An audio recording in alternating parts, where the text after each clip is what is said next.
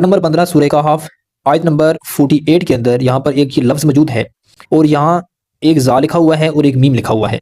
तो यहाँ पर वक्फ कैसे करेंगे, रुकेंगे कैसे और जब मिलाएंगे तो कौन सा हर्फ पढ़ेंगे, आज इस वीडियो में जानने की कोशिश करते हैं। दिल से दुआ है अल्लाह ताला आपकी तरफ बढ़ने वाले हर शर को खैर में बदल दे। लक़द जितुमूना कमा खलक़नाकुम अव्वल मर्रतिन बल ज़अमतुम। अब जब मैंने यहाँ पर पढ़ा है तो ता को इस मीम के साथ मिलाया है, इस ज़ा को नहीं पढ़ा और फिर मैंने आगे पढ़ा। तो यहाँ पर ये कायदा है कि ये जो ज़ा है ये रुकने का निशान है, स्टॉप करने का निशान है। इसको कहते हैं रमूज़ उकाफ, रुकने के निशानात में से ये एक निशान है। तो यहाँ पर ज़रूरत के वक्त आप ठहर सकते हैं। ठहरना कैसे है वो भी इंशाल्लाह मैं बताता हूँ। पहले ये जान लीजिए कि ये जो मीम है ये कौन से कायदे के तौर पर यहाँ लिखा हुआ है। यहाँ पर ये इकलाब का कायदा है, उसकी जगह मीम हम पढ़ेंगे। ता को हमने मीम के साथ मिलाया और ये कब आता है, नून साकिन और तनवीन के बाद। नून साकिन वो नून होता है जिसके ऊपर जज़म हो। तनवीन दो ज़बर दो ज़ेर दो पेश को तनवीन कहते हैं। तो यहाँ पर तनवीन है दो ज़ेर का, तो आगे बा आया।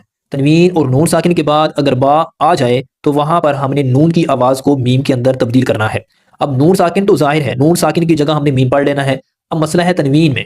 तो आप दोस्त ये कहेंगे कि यहाँ पर नून तो है नहीं और आप नून को मीम में तब्दील करने की बात कर रहे हैं। तनवीन के अंदर नून छुपा होता है।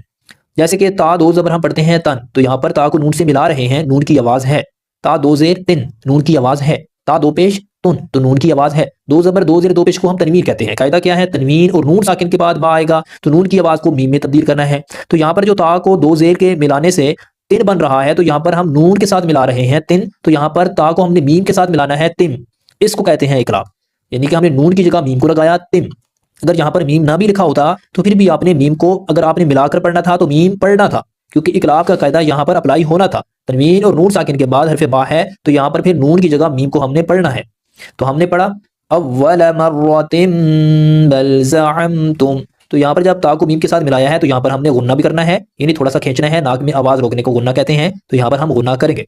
अब देख लेते हैं कि अगर हम यहाँ पर ठहरेंगे तो फिर हम कैसे पढ़ेंगे, यानी कि ये ज़ा जो है ये स्टॉप करने का साइन है, यानी कि रुकने का साइन है। तो जब हम यहाँ पीछे से पढ़ते पढ़ते यहाँ पर रुकेंगे तो कैसे पढ़ेंगे, लक़द जितुमूना कमा खलक़नाकुम अव्वल मर्रह। अब ये जो ता है तो ये वक़्फ़ करने के दौरान हा पढ़ा जाता है और जब ये मिलाकर पढ़ा जाए तो ये ता पढ़ा जाता है। तो हम पढ़ेंगे मर्रह, तो इसको ताई मरबूता कहते हैं। आपको नाम याद हो ना हो, लेकिन आपको इसका असूल याद होना चाहिए कि जब इस ता के ऊपर हम वक्फ करेंगे, सांस तोड़ेंगे, तो इसको हा पढ़ेंगे, अगर मिलाकर पढ़ेंगे तो ता पढ़ेंगे।